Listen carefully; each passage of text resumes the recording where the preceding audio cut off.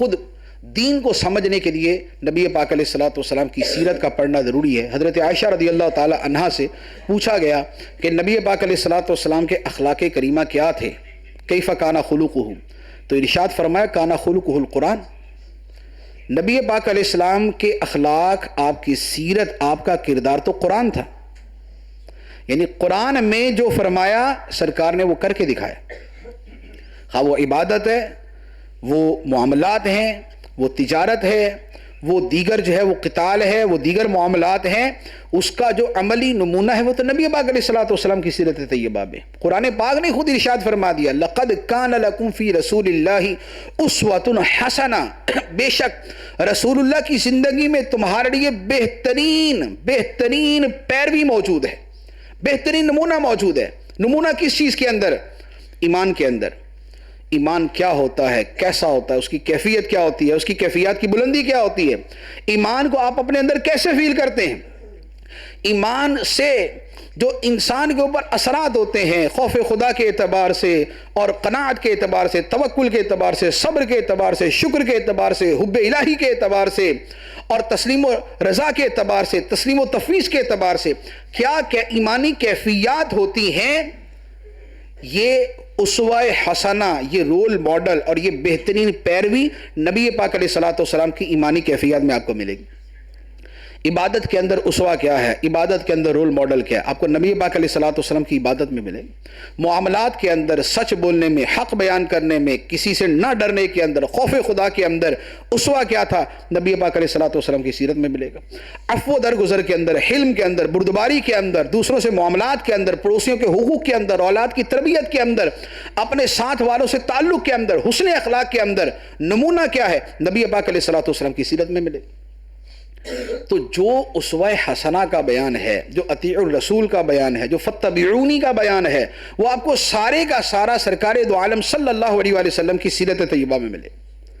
تو اس لیے سیرت کا مطالعہ، فضائل کا مطالعہ، یہ ہمارے باقاعدہ مطالعے کے اندر، یہ معمول کے مطالعے کے اندر یہ چیز شامل ہونی چاہیے۔ اور آج کے زمانے کے اندر تو جو خرابیاں اور جو چیزیں ہمارے معاشرے میں پھیلتی جا رہی ہیں، جھوٹ ہے، دغا بازی ہے، فحش گوئی ہے، بے حیائی ہے، بے شرمی ہے، کرپشن ہے، اور جو حلال و حرام کی تمیز ختم کرنا، جو ہمارے معاشرے میں چیزیں انتہا درجے کی پھیلتی جا رہی ہیں، ان کا یقین کیجئے واحد علاج نبی پاک علیہ الصلوۃ والسلام کی سیرت طیبہ کے اندر ہے۔ تو لہذا ہم وہ پڑھیں گے تو لوگوں کو بیان کریں گے، ہم اس کا مطالعہ کریں گے تو اسے اخذ کریں گے، اسے اخذ کریں گے تو لوگوں کے سامنے اس کو بیان کریں گے۔ اسی طرح انٹرنیشنلی اگر آپ نے اسلام کو ریپرزینٹ کرنا ہے، پیش کرنا ہے اور اسلام کے بارے میں بتانا ہے، تو کیا آپ یہ تصور کر سکتے ہیں کہ اسلام کا کوئی تعارف نبی پاک علیہ الصلوۃ والسلام کے بغیر پیش کیا جا سکے؟ اسلام کے ساتھ پیغمبر اسلام، اسلام کے ساتھ رسول اسلام، اس کے بغیر اسلام کا تعارف ہو ہی نہیں سکتا۔ آپ اسلام کی بات کریں گے کیا؟ اب بات یہاں سے شروع کریں گے کہ جناب اللہ تعالیٰ نے وحی بھیجی، جبرائیل امین علیہ السلام کو بھیجا، غار حرا میں بھیجا، آگے کس کے پاس بھیجا؟ بات ہی وہاں سے شروع ہونی۔ اس کے بعد اہل مکہ کے سامنے دعوت دی، کس نے دی؟ اس کے بعد طائف کا واقعہ ہوا، کس کے ساتھ ہوا؟ اس کے بعد ہجرت ہوئی، کس نے ہجرت کی؟ اس کے بعد مدینہ منورہ کی ریاست بنی، کس نے بنائی؟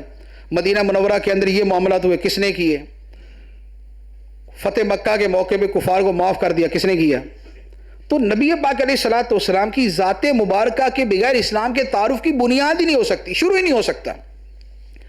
تو آپ نے گراؤنڈ لیول سے، نچلے لیول سے آپ نے اگر انٹرنیشنل لیول پہ جا کے بھی اسلام کو پیش کرنا ہے تو سرکار دو عالم صلی اللہ علیہ وآلہ وسلم کی سیرت کے گہرے مطالعے کے بغیر نہیں کر سکتے۔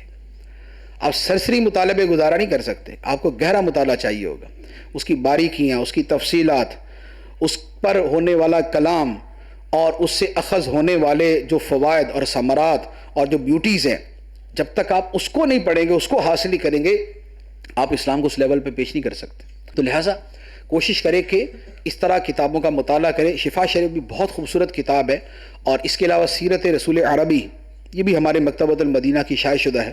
اسی طرح سیرت مصطفیٰ ہے، علامہ عبد المصطفیٰ آدمی صاحب کی، مکتبۃ المدینہ کی شائع شدہ ہے۔ اسی طرح صحابہ کرام کی سیرت وہ بھی وابستہ ہے نبی پاک علیہ السلام کے ساتھ، کیونکہ صحابی اس لیے کہ سرکار اسلام کی بارگاہ میں اس کو حاضر ہونے کا موقع ملا. تو صحابہ کرام کی سیرت کے اوپر اللہ والوں کی باتیں اتنی ضخیم کتاب موجود ہے.